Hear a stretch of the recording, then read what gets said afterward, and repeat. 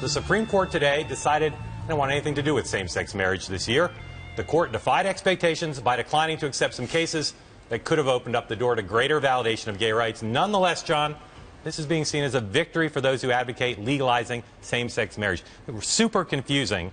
Why are people who support more legalized gay marriage, why are they happy if the court didn't take a case they wanted them to take? Well, look, what they want, ultimately, is they want the court to come down and say on a national level, we're going to have gay marriage everywhere. There's going to be a national ruling of that kind. This is the next best thing.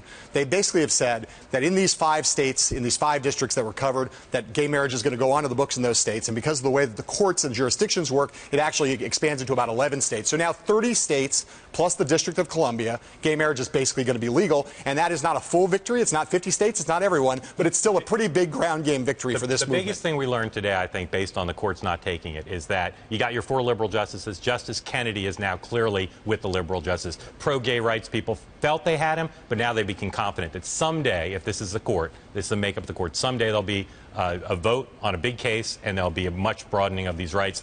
They can be happy about that, even though they didn't get the cases they wanted to take. It is hard to imagine that when there is another challenge to this, given what they've done today, although they haven't heard this case, given what they've done today and allowed these laws to go forward and become the law of those states, it's hard to imagine them then going back, turning around, and overturning what they did today. Exactly. All right, moving on.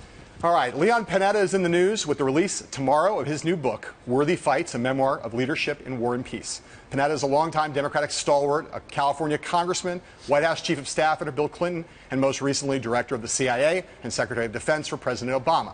Last week, Panetta's book made headlines for an excerpt in which he criticized Obama for failing to use the leverage he had to secure a status of forces agreement in Iraq.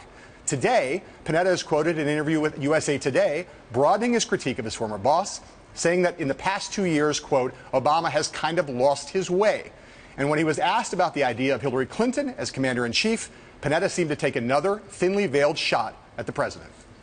The one thing about the Clintons is that they want to get it done.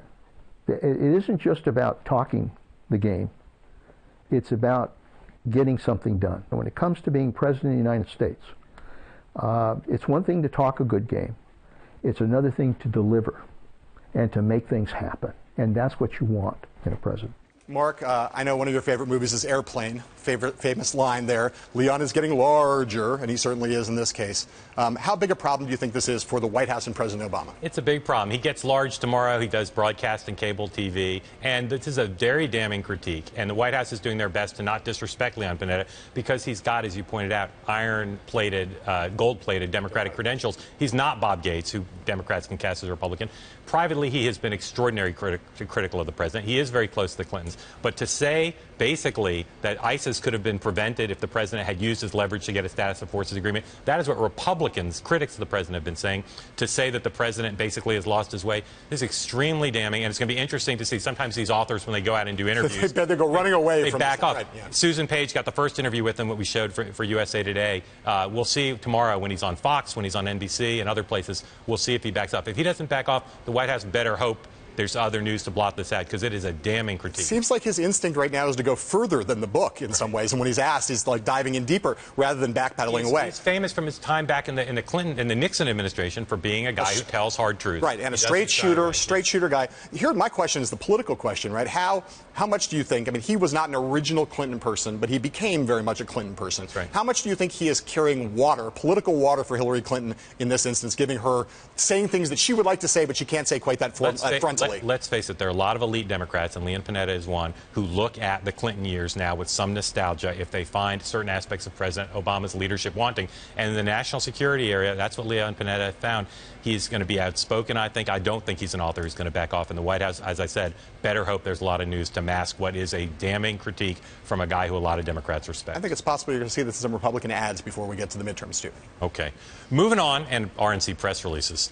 Bill Clinton today back in Arkansas, and thus all is right with the political world. The man from Hope is there to give hope to Mark Pryor and the other Democrats who are on the ballot. Today is the last day of voter registration in Arkansas. This afternoon in Conway, Arkansas, President Clinton served up what I like to call a Clinton classic.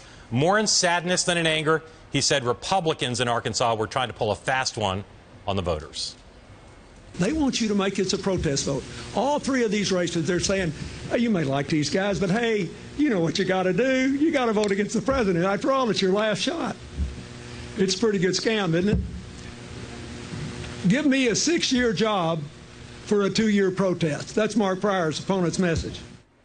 All right, first of all, we just have to stipulate we could watch that all day. The man is talking the owls down from the trees. Just awesome. But that message, I've seen him do it, and you have, at the end of campaigns. He gives kind of the strategic voting advice. Right. And he's basically saying, don't vote to punish President Obama and give a guy a 6-year term since President Obama will be gone in 2 years. And, oh, by the way, implicitly, there might be another person named Hillary Clinton there who would like to work with Mark Pryor. Yeah, first of all, there's so many things that are great about that. The sing-song, the lilt in the voice. I mean, he's, like, totally on fire. He's down in Arkansas. He also looked fantastic. He's doing a lot of campaigning, we know, from now to Election Day. He's going to be in almost every competitive Senate race in the country. But this one means more to him than any other place. It's probably the place where he can move the numbers most, and that still doesn't mean a huge amount. But he's going to be here in Arkansas today and tomorrow. He's going to be back in Arkansas at least one more time before Election Day. I think it matters in that race, and Mark Pryor's in real trouble. Bill Clinton can really help him there. And I love the way that Clinton, in that, although it seems a little convoluted, he's going straight into the teeth of the Republican argument, which is basically punish. This is a referendum on Barack Obama. He's saying, no, it's not. It's not a referendum on Obama. You got to focus on this guy. And Tom Cotton, the Republican Senate nominee, congressman, is saying basically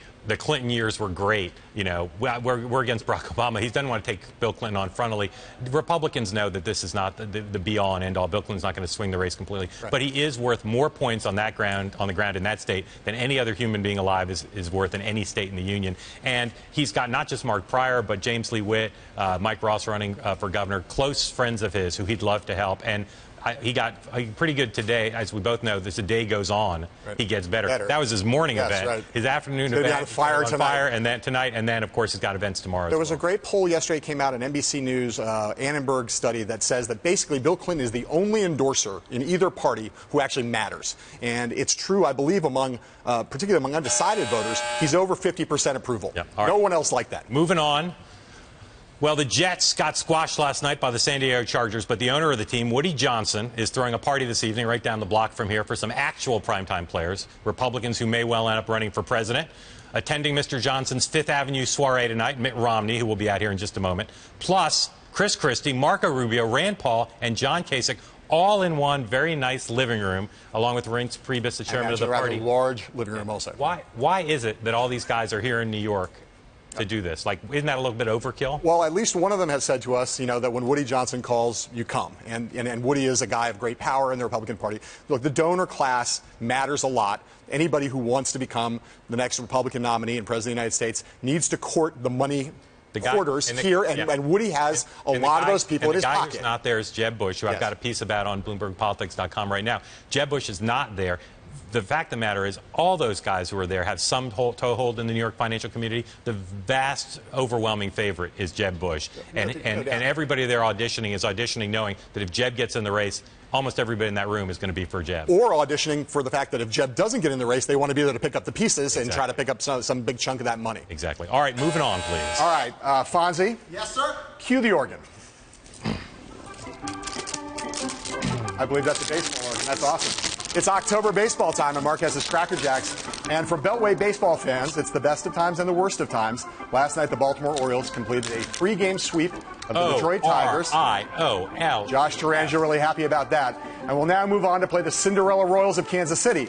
But today, out west, the Washington Nationals, the other Beltway baseball team, are on the brink of being eliminated in similarly decisive fashion by my San Francisco Giants. Mark, is there any chance that our friend Al Hunt will not be crying in his beer later tonight? I don't see the Nationals winning 3 in a row. I will say the American League Series is awesome. Royals versus Orioles, 2 exciting, interesting teams, and I make the Orioles the favorite in that. You know why the Giants are going to win? Yeah. Because potheads beat bureaucrats anytime. Every time.